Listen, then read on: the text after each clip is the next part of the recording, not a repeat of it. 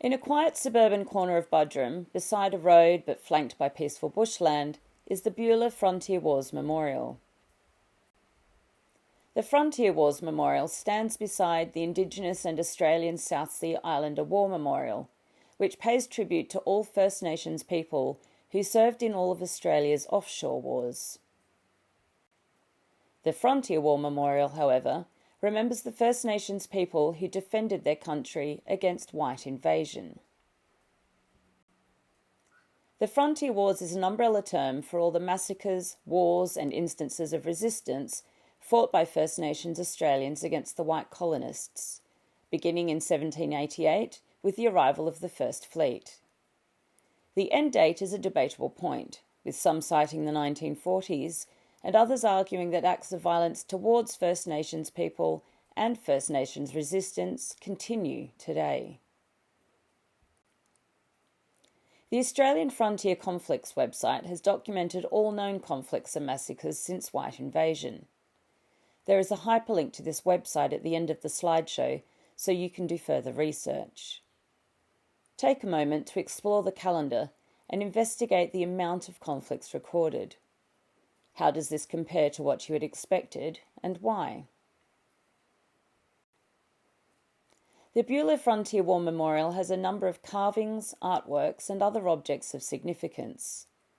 This hand-carved statue is called the Unknown Gubbi Gubbi Warrior, and depicts a warrior, with a coolamon with a baby in it on his back, to represent how the local people fought for their families.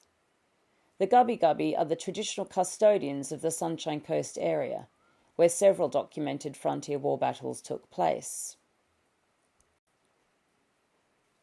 The University of Newcastle's Colonial Frontier Massacres interactive map allows you to view all documented battle sites in Australia. Here you can see the map zoomed in on the Sunshine Coast region, with a local site at Murdering Creek highlighted. Each site also provides more detailed information. For example, for Murdering Creek, the text names several colonists involved in ambushing and killing around 25 Gubbi Gubbi men who were fishing in canoes at Lake Waber during the bunya season. A hyperlink to this interactive map is available at the end of this slideshow. Take some time to explore your local area to discover the frontier war history near you.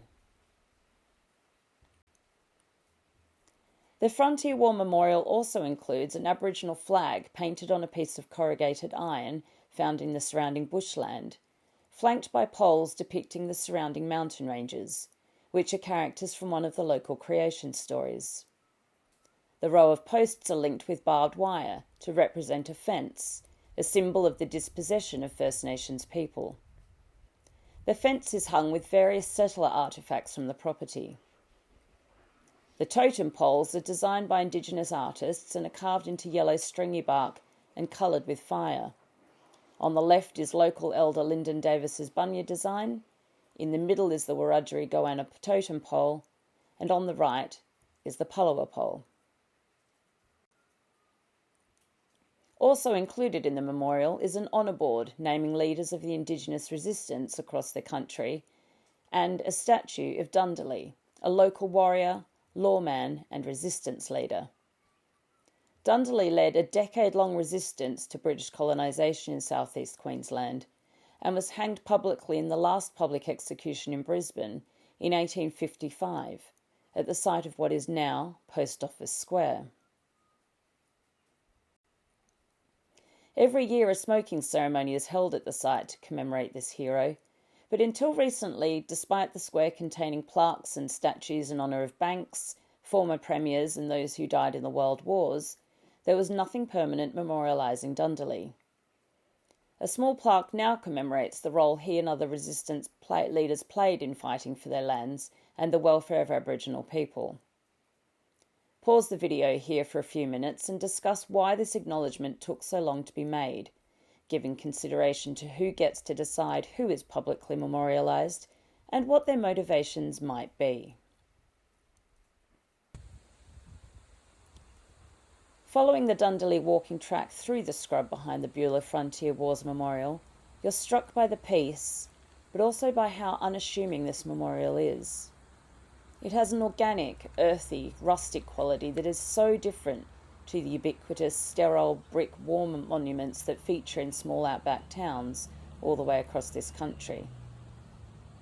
The humble and grounding aesthetics of this space are a far cry from those other war memorials, with their plaques commemorating obscure events that happened on far off shores, and their incongruous relationship to the natural environment.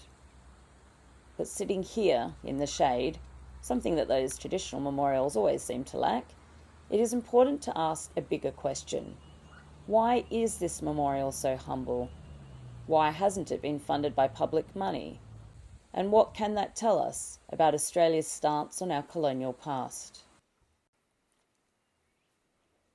While the Beulah Frontier Wars Memorial tells us about the massacres and First Nations resistance to white invasion of the land, what is even more telling is that the Australian War Memorial has to date refused to acknowledge the Frontier Wars.